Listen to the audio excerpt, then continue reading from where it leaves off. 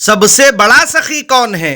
मिशकातुल मसाबिह में हदीस पाक है, सय्यदुना अनस बिन मालिक रज़ी अल्लाह अन्हु बयान करते हैं कि रसूलुल्लाह सल्लल्लाहु अलैहि वसल्लम ने इरशाद फरमाया, क्या तुम जानते हो सबसे बड़ा सखी कौन है?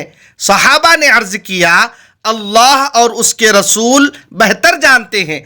आप सल्लल्लाहु अलैहि वसल्लम ने इरशाद फरमाया, अल्लाह ताला सबसे बड़ा सखी है, फिर औलाद आदम में सबसे बड़ा सखी मैं हूँ और मेरे बाद वो शख्स सखी है जिसने इल्म हासिल किया और उसे फ़रोग़ दिया।